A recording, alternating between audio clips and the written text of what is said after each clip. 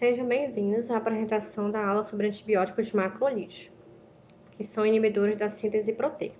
Trouxe aqui um roteiro para vocês, no qual iremos falar sobre história e origem, farmacocinética e mecanismo de ação, espectro de ação e usos terapêuticos, interações e reações adversas, mecanismo de resistência e uso de macrolídeos na Covid-19.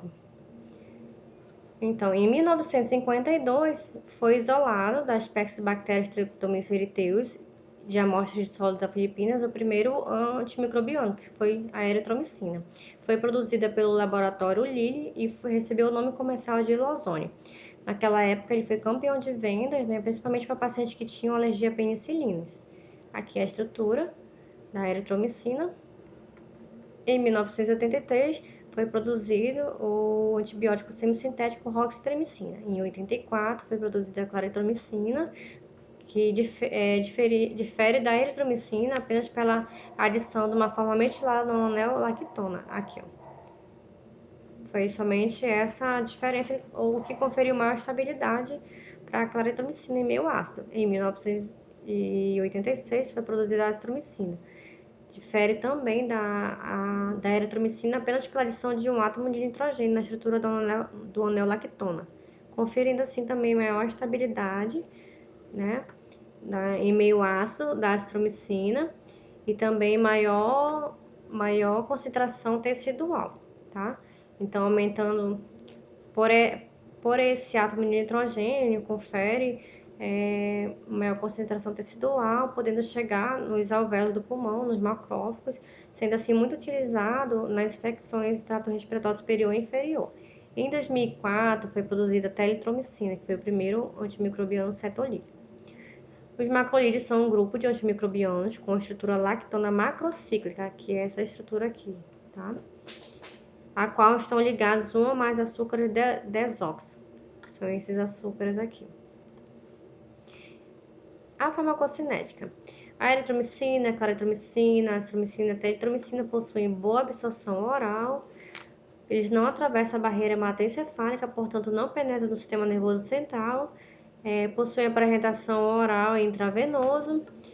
Em relação à sua meia-vida, eles diferem, sendo a azitromicina, ela possui uma maior meia-vida. Essa meia-vida ela pode ser reduzida em até 50% se tomada junto com medicamentos, tá? Então, por isso a indicação da azitromicina ser tomada 1 hora antes ou 2 horas após a alimentação. A claritromicina, a azitromicina e a teletromicina, elas precisam ser convertidas, tá? Precisam ser metabolizadas para poder gerar atividade.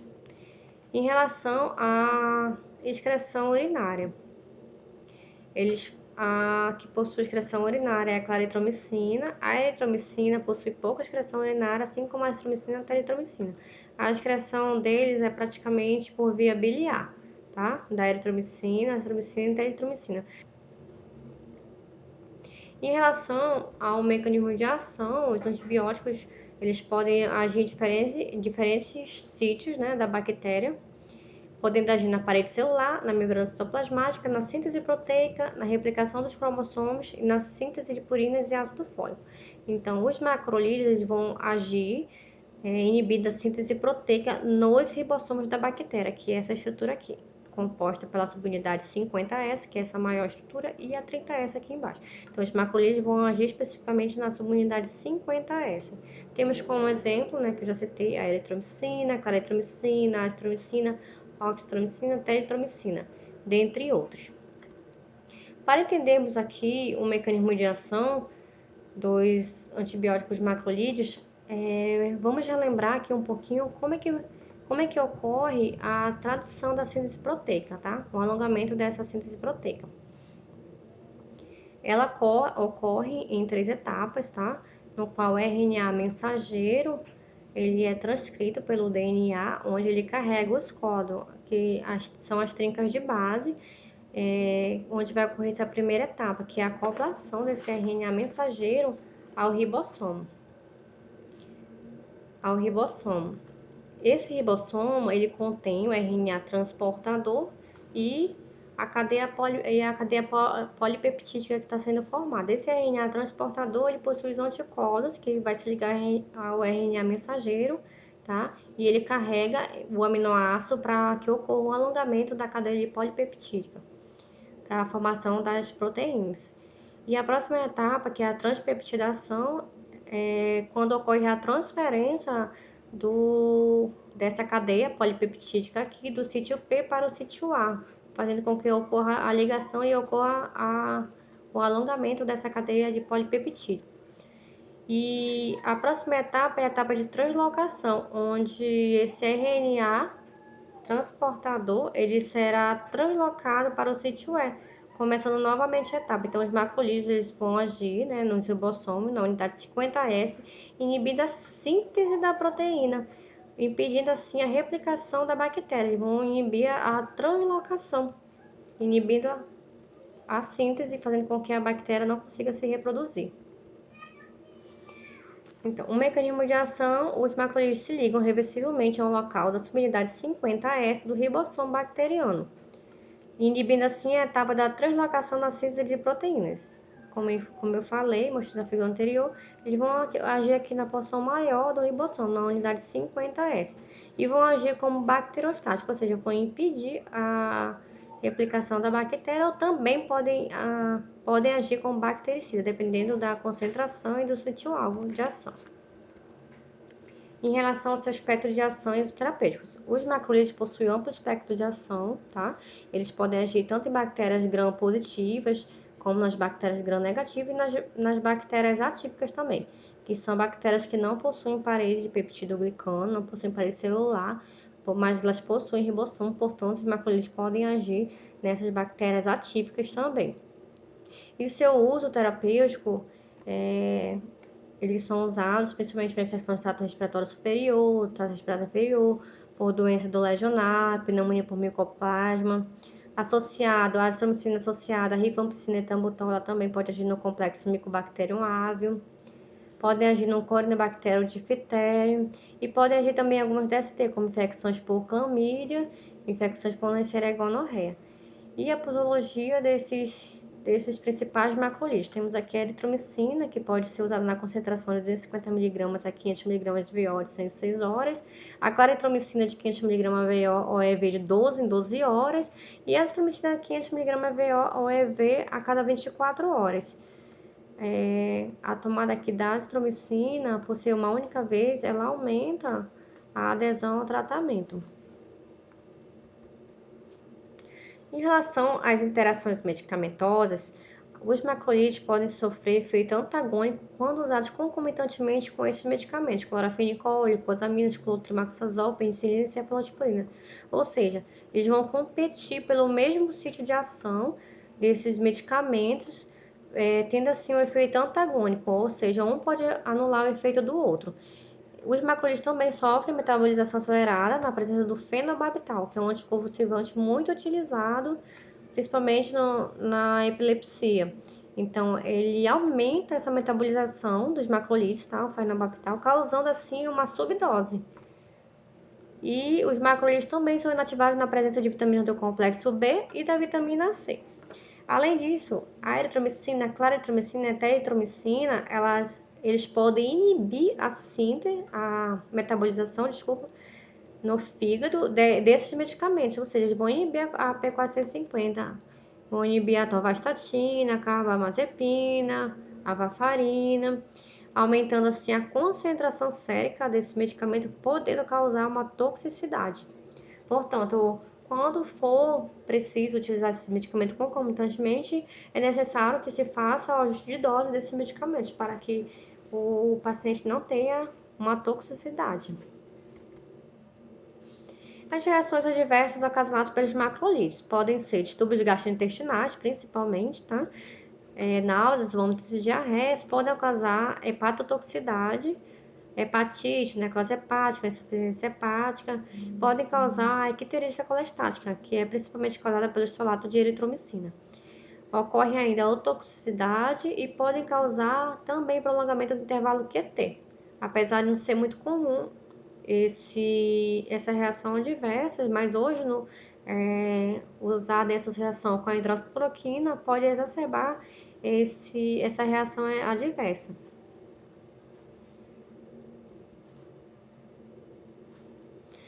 E o mecanismo de resistência desses antibióticos. As bactérias elas podem adquirir um mecanismo de resistência, que podem ser três.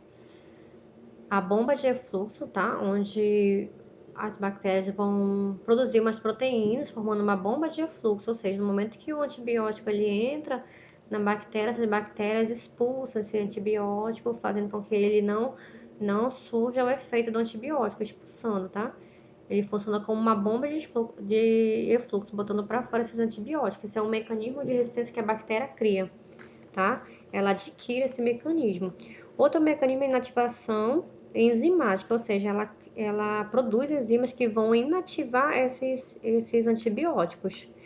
E um outro mecanismo é a alteração do sítio de ligação. No caso, vai ocorrer alteração no ribossomo na subunidade 50S.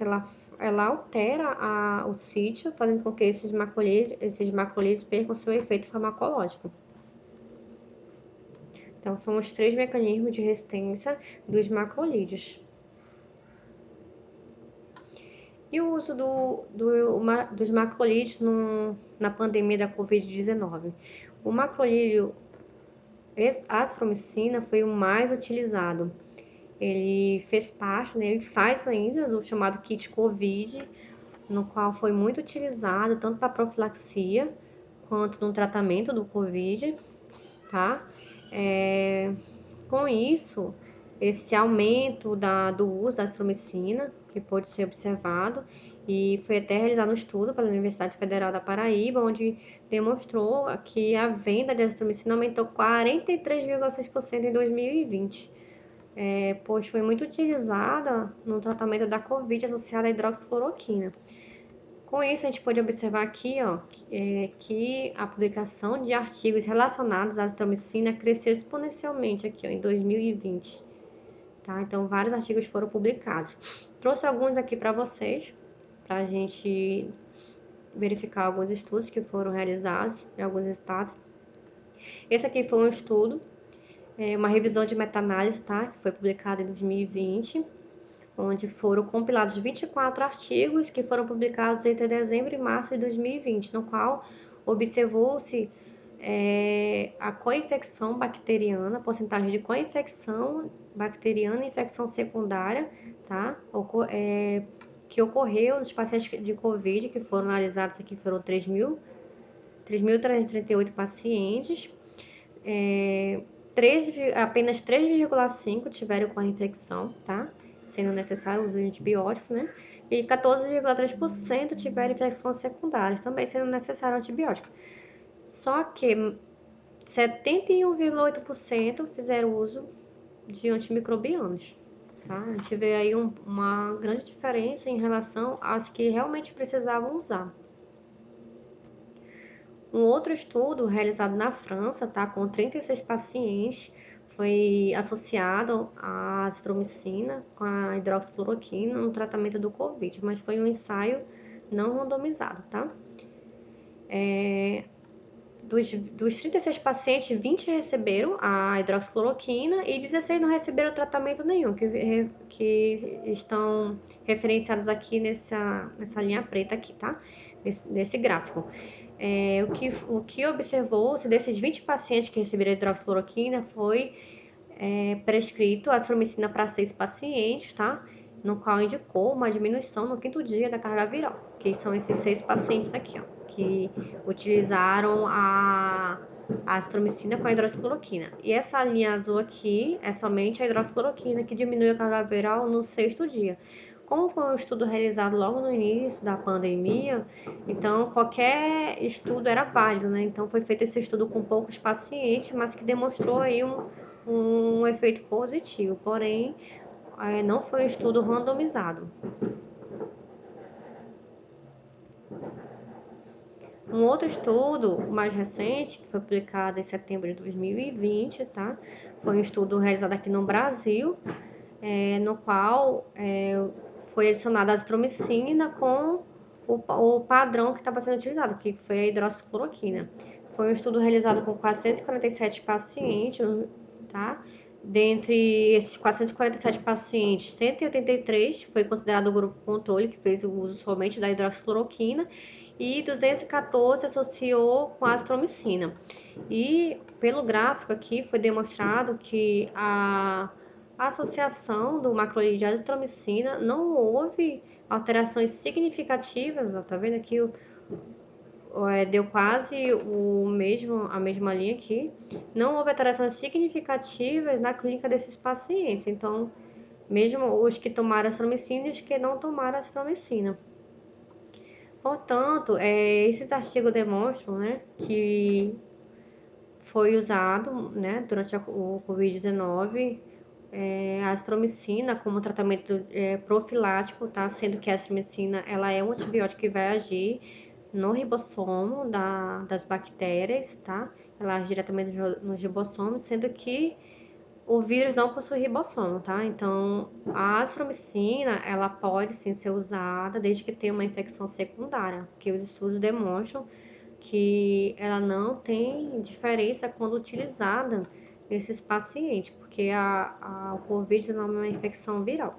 Então, temos que ter muito cuidado com esse uso, né, dos antimicrobianos macrolídeos, principalmente a azitromicina, para que no futuro a gente não tenha uma resistência bacteriana a esse medicamento.